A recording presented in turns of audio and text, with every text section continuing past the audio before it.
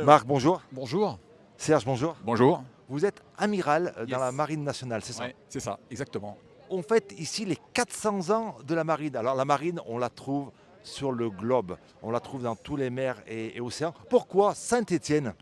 Pourquoi Saint-Étienne? Parce que pour les 400 ans de la Marine a décidé, pour fêter cet anniversaire, d'aller partout.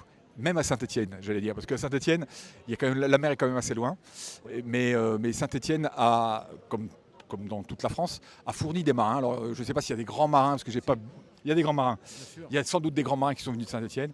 Mais surtout, Saint-Étienne, c'est une terre d'industrie, une terre de construction, d'armement aussi. Et donc, la ville de Saint-Étienne, dans l'histoire de Saint-Étienne, a forcément aidé de loin ou de près la marine à faire ce qu'elle a toujours fait, protéger les Français.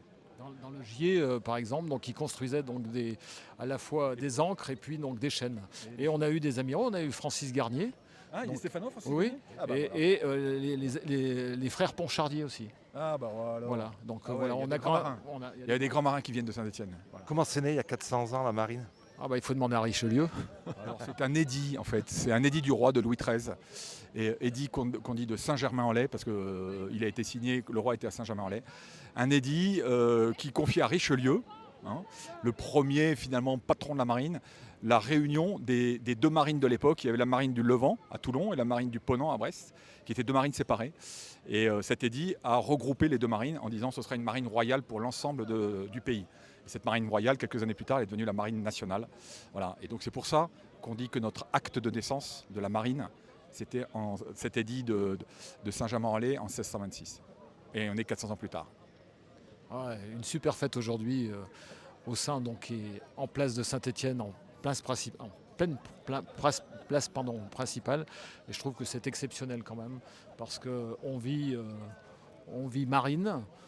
Moi, mon expérience, c'est ce que je disais à la précédente journaliste, en 77, j'étais à la PMM, donc j'étais parmi ces gens. C'était l'une des premières donc, de Saint-Étienne, et des gens m'ont passé la passion, et je me devais aujourd'hui donc, de la retransmettre, c'est pour ça que je suis là. On voit il y a de plus en plus de jeunes qui s'engagent dans la Marine. Alors la Marine, on le disait en début de reportage, elle est présente sur le globe entier. Et on parle beaucoup de la Marine et puis du Charles de Gaulle actuellement avec ce qui se passe en Moyen-Orient. Les jeunes, il y a un regain d'intérêt pour la Marine. Alors oui, il y a un regain d'intérêt pour la marine et pour les armées de manière générale. Les jeunes, ils sont bien mieux que ce qu'on veut bien en dire. En particulier, la jeunesse aujourd'hui, elle est en quête de sens. Elle ne veut pas faire les choses comme ça parce qu'on lui dit de les faire. Elle dit, moi, je veux faire des choses qui ont du sens. Et du coup, notre métier, qui consiste à protéger les Français, les intérêts de la France, partout dans le monde, notre métier, il a du sens, donc il les attire. Donc effectivement, on n'a aucun problème pour attirer les jeunes dans la marine et faire en sorte qu'on ait des marins plus ou moins jeunes depuis le temps qu'ils sont dans la marine, qui sont sur nos bateaux en ce moment, sur le porte-avions qui en ce moment est au large de la péninsule arabique, pour protéger les intérêts français, pour en l'occurrence là surveiller que les voies maritimes soient dégagées, soient libres, pour permettre aujourd'hui aux Français partout en France d'avoir les biens de consommation qui arrivent de l'Asie et qui énervent notre pays. Voilà, ça fait partie aussi du job de la marine. Vous avez dit une chose importante et beaucoup de personnes l'oublient, c'est un métier. Et Oui. ça, c'est important. La marine, mais l'armée en général. Ouais. Un métier, c'est des métiers. Dans la marine, il y a 80 métiers dans la marine.